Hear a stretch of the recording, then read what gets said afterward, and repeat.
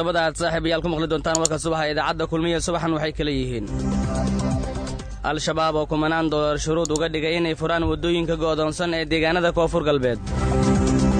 wafdiga madaxweynaha jubbaland oo maanta dib ugu laabanaya kismaayo iyo kulankii ugu dambeeyey oo ay xalay la yeesheen ra'iisul wasaare khayre dowladda kenya oo qaramada midoobay ku eedaysay inay taageero siiso al-shabaab xildhibaanada golaha shacabka oo maanta yeelanaya waa kulan isha lagu hayo kana baaqday 2 maalmood oo hore xildhibaan ka tirsan golaha shacabka oo sheegay in gobolkan banaadir loo samaynayo maamul goboleed ka mid noqda federaalka xisbiga talada haya ee dowlad deegaanka soomaalida oo beddelay magaca iyo calanka xisbiga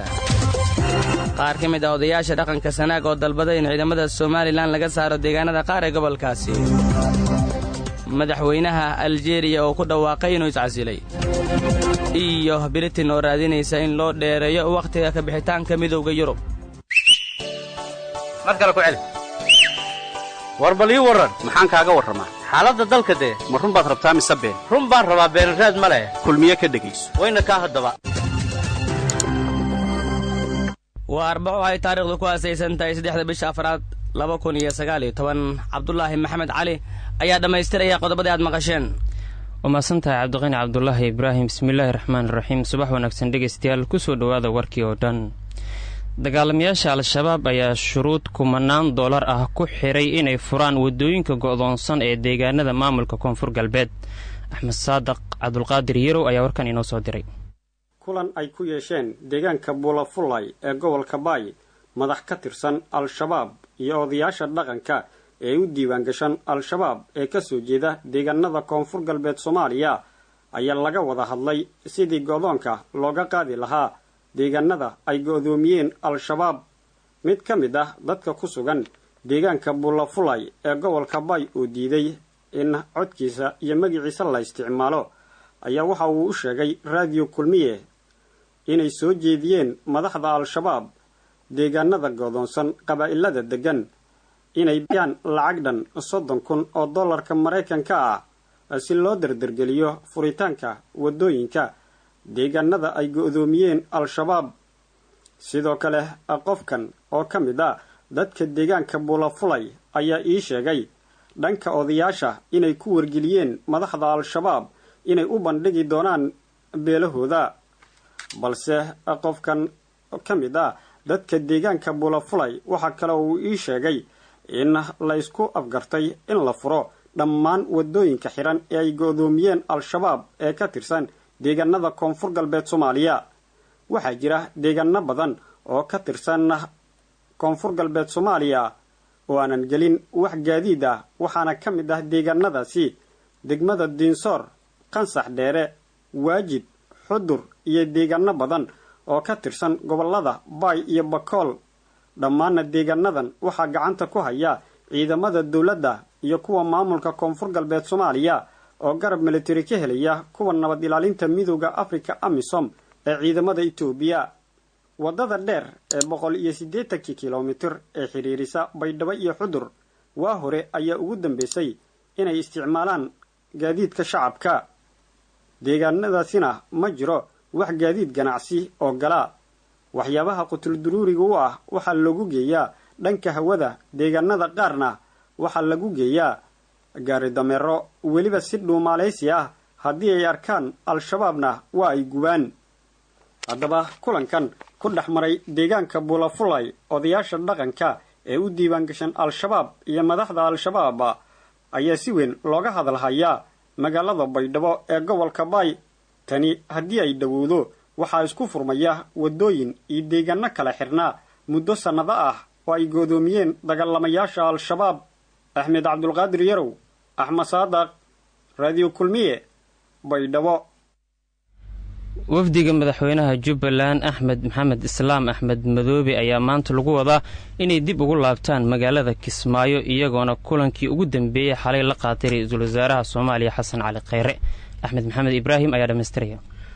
kulankan oo ay wada qaateen ra-iisul wasaaraha xukuumadda soomaaliya xasan cali kheyre iyo madaxweynaha maamulka jubbaland axmed maxamed islaam madoobe ayaa diiradda lagu saaray sidii doorasho xalaal ah iyo wakhtigeeda dhacda loogu qaban lahaa magaalada kismaayo ee gobolka jubbada hoose kaasoo ay ka qayb galaan musharaxiinta doonaysa ka qaybgalka doorashadaasi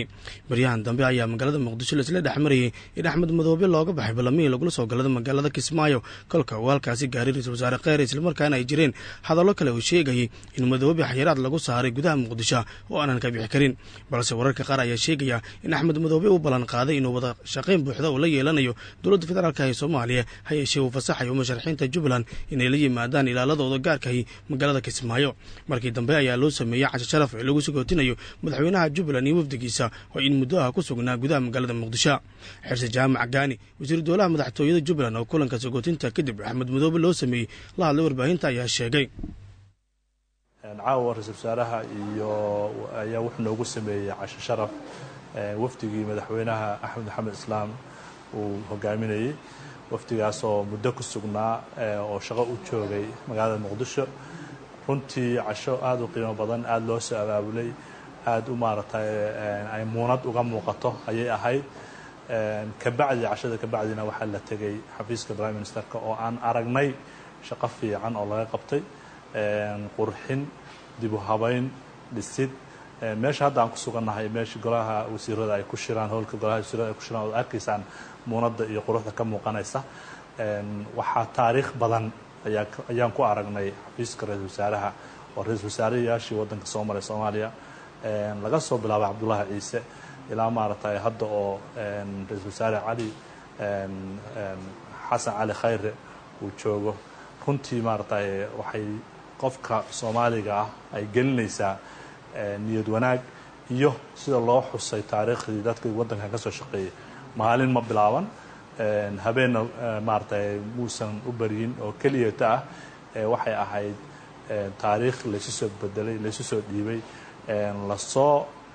finjilay oo lasoo qeexay waddankana heerkaas ayaa lagu soo gaarsiiyey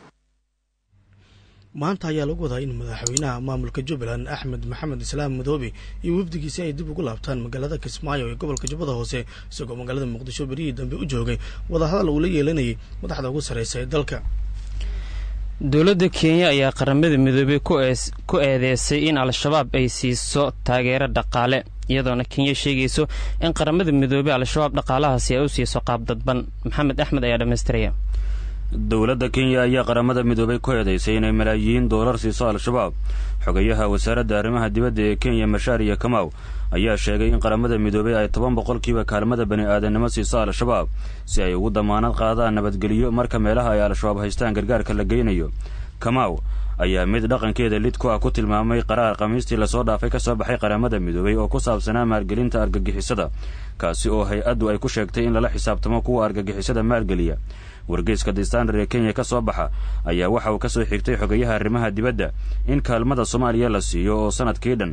120 bilyan oo shilinka kenya ah ay al-shabaab ka helaan 12 bilyan oo shilinka kenya ah hadalka mas-uulka kenya u hadlay waxa uu ku soo aadayaa kadib markii golaha ammaanka ee qaramada midoobay uu meel mariyey in dalalka xubnaha ka ah jamciyadda dowladaha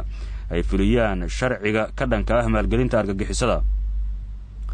hadalkan ayaa waxa uu keeni karaa jawaab celin adag oo ka timaada qaramada midoobay xilli kenya ay tahay waddanka ay sida ugu daran u saamaysay xasilooni darrada soomaaliya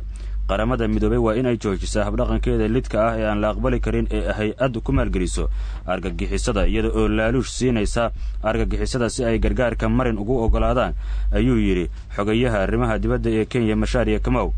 dowladda kenya waa dalkii ugu horreeyey ee ka soo baxo war qaramada midoobey ku eedaynaya inay maalgeliso al-shabaab ma jiro weli jawaab laga hayo dhanka qaramada midoobey xildhibaanada golaha shacabka ee baarlamaanka soomaaliya ayaa maanta lagu wadaa in ay kulan yeeshaan iyagoona ku kulmaya xarunta golaha shacabka ee muqdisho maxamed mursal sheekh cabdiraxmaan guddoomiyaha golaha shacabka ee baarlamaanka soomaaliya ayaa la filayaa inuu kulankaasi khudbad uu ka jeediyo hadaljeedinta guddoomiyaha ayaa ka dambeysay kadib markii inta badan aysan soo xaadirin kulankii xildhibaanada ee maalmihii ugu dambeeyey. sidoo kale ajendaha kulanka ayaa waxa uu noqonayaa in warbixin laga dhagaysto guddiga dib u eegista dastuurka. ammaanka waddooyinka soo gala xarunta golaha shacabka ayaa si weyn loo adkeeyey, iyadoona furitaanka kulanka golaha shacabka ee maanta uu ku soo beegmayo xilli uu horay u baaqday 2 jeer. xildhibaan ka tirsan golaha shacabka ayaa sheegay in gobolka banaadir loo sameynayo maamul goboleed ka mid noqda federaalka. cali cilmi salaad ayaa warkan faahfaahinaya. xildhibaan yuusuf kabaale oo ka tirsan golaha shacabka ee baarlamaanka soomaaliya islamarkaana wareysi siiyey idaacadda kulmiye ayaa si kulul ugu hadlay dhibaatooyinka amni darro ee ka jira magaalada muqdisho. xildhibaanka ayaa sheegay in shacabka ku nool magaalada muqdisho ay dhibaato ku qabaan dilalka iyo qaraxyada ka dhaca muqdisho, waddooyin xiran oo aan amni lagu helin iyo canshuur gaar ku ah oo ay bixiyaan laakiin aan ku soo laaban deegaankii ay ka timid iyo matalaad siyaasadeed oo aysan weli helin. arrimahaas oo dhan ayuu sheegay xildhibaan yuusuf kabaale in ay sababeen abaabulka iyo u diyaargarowga maamul u gaar ah gobolka islamarkaana ka mid noqda maamul goboleedyada dalka ka jira, kaas oo maalmaha soo socda looga dhawaaqi doono muqdisho. hadduu xanuunku kugu sii bato nin dhaqtaraa la aadaa, caafimaadkaa la raadiyaa, laakiin aniga caafimaadka wuxuu ugu jira ahaan qabaa dadka u dhashay deegaankan amba degaaho dhibaatadu 90% ay iyaga ku dhacdo oo 90% canshuurta laga qaado oo 90% hantidooda burburto, inay aayahooda inta ka tashadaan ay istoodkooda iyagoon dowladnimadana iyo caasimadana aan hadda waxba u dhimayn isteedkooda ay lamid noqdaan isteedyada ka jira dalka Soomaaliya. wallaahi abaabulkaanu meel dhaxa ma ahan, waxaan rajaynaa inuu meel dhow marayo. sababtoo waxa waaye abaabulkan wax maanta bilowda maaha, hore u bilowday in badan uuna socday dadka. waxaan ku rajaynayaa insha Allah inay dejiyaan oo la sii dhamaystiro sidii ay